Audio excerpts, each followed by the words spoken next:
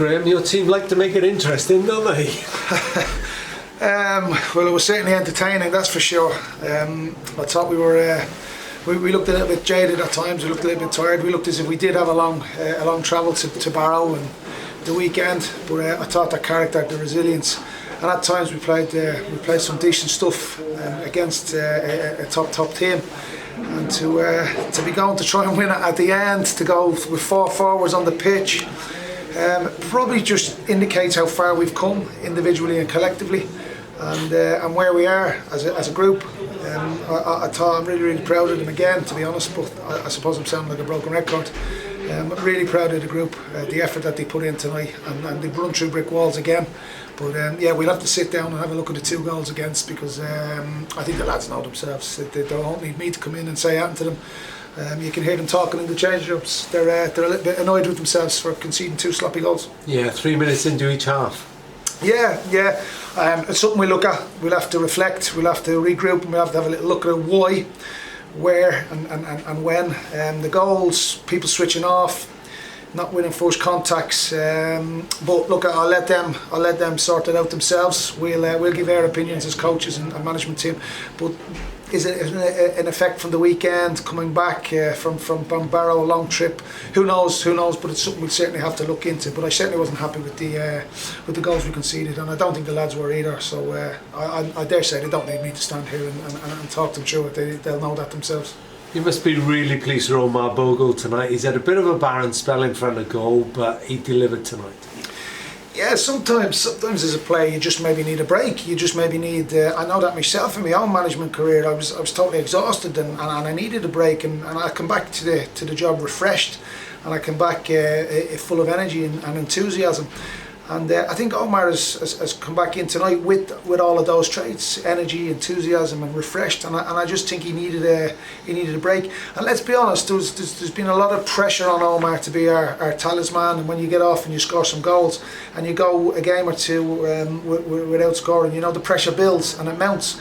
And there's been a lot asked of him, and a lot of pressure asked him, but he never once wilted. He's always stood up. And even when he was on the bench, even when he wasn't in the team, he was first one to bang on my door, first one to come and say, why am I playing? So the lad has a heart. He wants to play.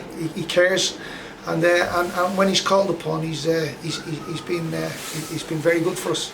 I thought Fran Zanzala was going to take the pen, but Omar soon got up and so did that. Well, I was hoping there wasn't going to be one of them moments where your 2 penalty takers are on the pitch and they're around the ball, and I just told me back. I just said, one of you just put it in the net. I don't really care who.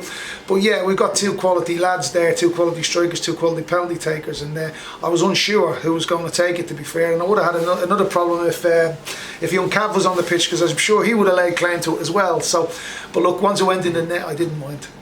You used that word resilience earlier in your first answer, and I think that's striking to me, just how much more resilient this team is now. Yeah.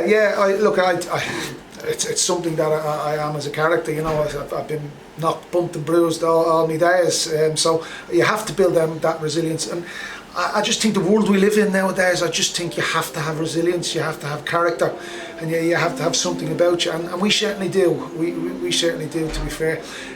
But look, we've off the back of a couple of victories. It would have been nice to go and snatch it there at the end. We were probably on the front foot in the ascendancy. I think the substitutions yet again helped us, got us into the game, asked questions of them, and brought us energy. So they've been really positive and really effective for us since the January window. So yeah, it's all in all, it's been a good couple of games, good couple of weeks. So but we want more. You know what we're like. We're greedy. We want more, and we would have loved the 3 points tonight. It wasn't to be. But yeah, look, we won't mention the penalty incident either, where Aaron Lewis was taken down, because those type of incidents get you into trouble. So and when you're told there's contact, that sends you over the edge. So yeah, all in all, I think we were unlucky. We were hard done by, and I'd like to see us get a fair crack at some stage and be on the right end of a couple of refereeing decisions for once in my Newport tenure. I'd like to see that. I don't think it will happen, but I would like to see it, to be honest. Okay, well, actually I think Steve Evans says it wasn't a penalty for Newport, the Bogle challenge, but there we go. Wow. You didn't suddenly lose some. No. I have no doubt Bozzy, the centre half, slipped. No doubt about it. He slipped. I don't think he's meant to slip. Certainly not. But the action, the slip, he's gone right through Omar. So the letter of the law says it's a penalty. It's an unfortunate incident. The centre half Bozzy doesn't normally make errors. He's normally reliable. But at the end of the day, look, he has slipped. He's not meant to take him down. He's not meant to foul him. But he has, so it's one of those incidents. I don't think they have an argument. I think we've got a stronger argument at the other end. In fact, we have a real strong argument. But at the end of the day, we didn't get one in the first half. We got one in the second half. So I suppose it evens itself out. Still a draw. Thanks, Graham. Brilliant, thank you. Nicely not mentioned a penalty incident. No, I don't want to get involved in any of that. Do you think Omar's been helped by the signings, that you brought in real goal threats, that sometimes that means you're not just seen as the main goal threat, if that makes sense, and Oz obviously get back to it? Yeah, it's competition. We were reliant on three strikers if we include Will Evans. Oz was out injured, so realistically when I come into the football club we only had two strikers. That was Will Evans and that was Omar Bogan, and there was a lot, as you say, you used the word reliant. We were all reliant upon him. The football club was reliant upon him. We were going through a bad patch. The club was going through a bad patch on the pitch. We weren't scoring goals, and it's easy to point your finger at a striker because he's not scoring goals. For me as a centre half, first and foremost, I think I point the finger at myself as a centre half. I'm not contributing goal wise, so I think it was really unfair that everybody was pointing their finger at our strikers. I had to get to January and I just had to batten down the hatches and just get as many results and make us as resilient as we could. January just couldn't come quick enough for me because we certainly needed help, we certainly needed bodies, we certainly needed yes, in January we were only able to bring in 3 kids, and Matty Baker, Cav and Charlie. We brought 3 kids in and I got 1 permanent signing in Harry Charsley, but that's the way the cookie crumbles. I thought we had a real positive window. I thought the effect that the players are having on the group is brilliant. Their character has fitted right in, their work rate, their ethic has fitted right in, and that's why we recruited them. And yes, to go back to your point, I do think the competition is helping Omar and us. And you do need competition, and I think now I could pick any one of the 5 or any 2 of the 5. As you know, we like playing with 2 or sometimes 4 strikers on the pitch, so I do like playing with attacking players because the game is about getting goals and scoring goals. So the competition is good, but it gives me, and it has given me, a couple of sleepless nights, and long may that continue.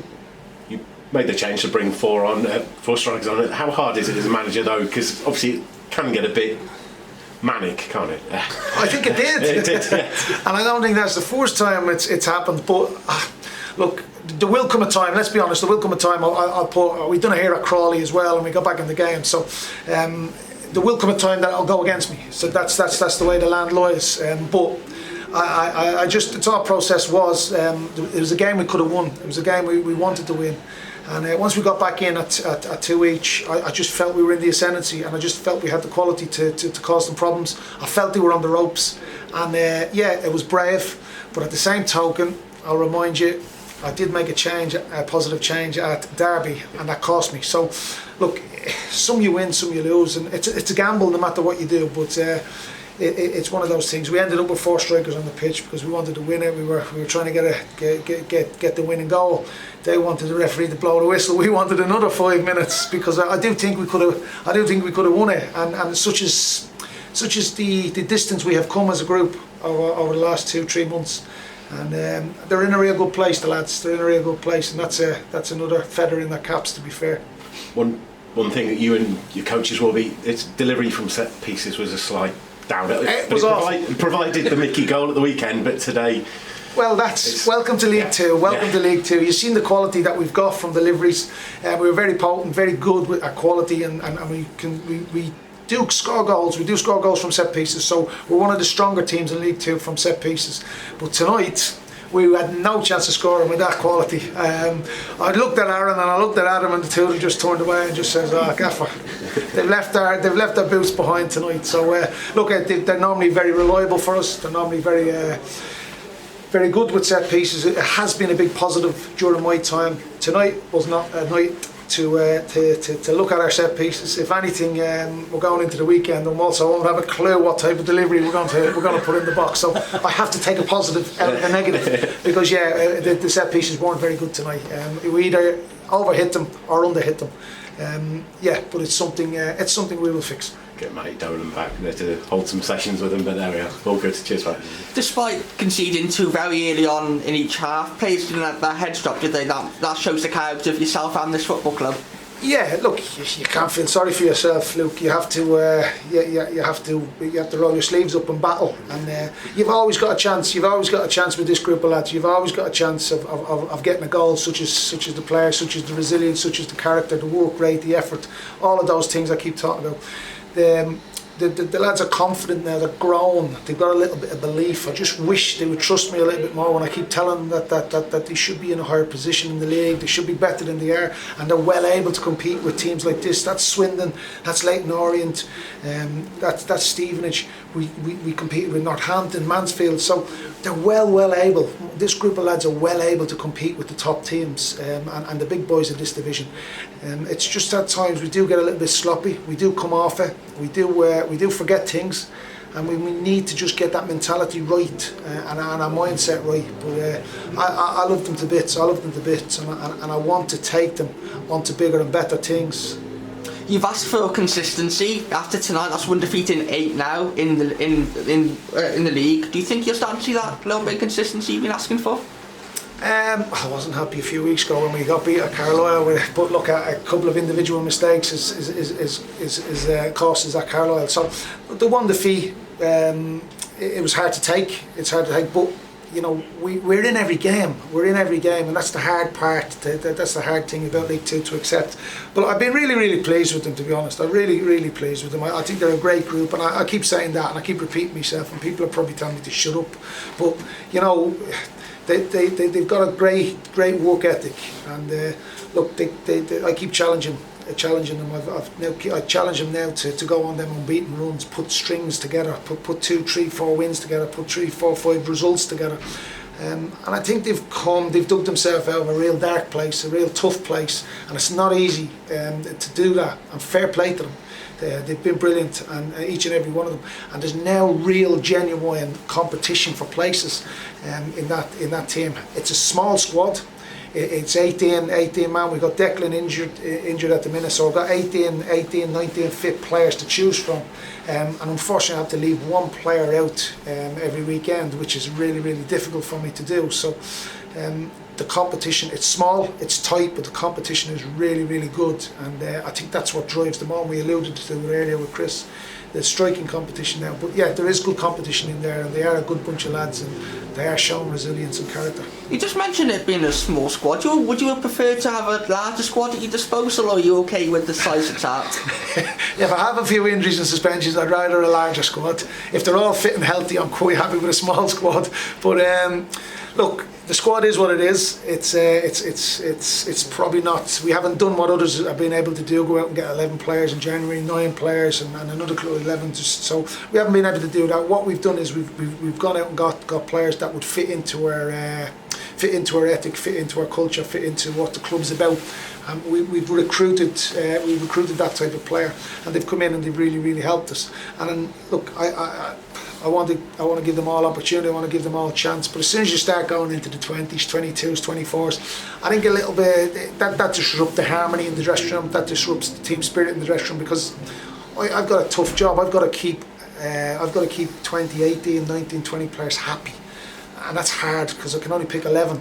And then when I pick a subs bench, I've got to leave one out, and that's the hard part of the job. But it's, thank God it's only 1 and not 4 and 5. Last one from me. It's Valentine's Day. The county fans show plenty of love to the team this afternoon.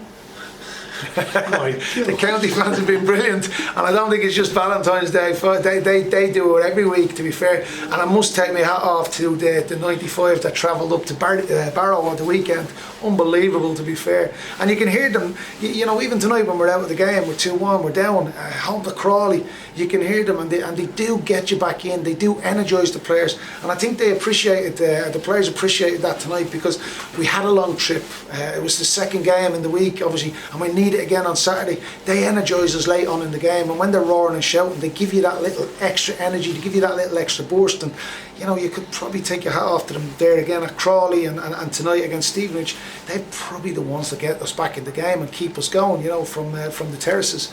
And yeah, there's a lot of love from them to us and from us to them, because I think there's a real connection and a real bond, and that's something that stands out since I've come in, the connection between the fans and the players.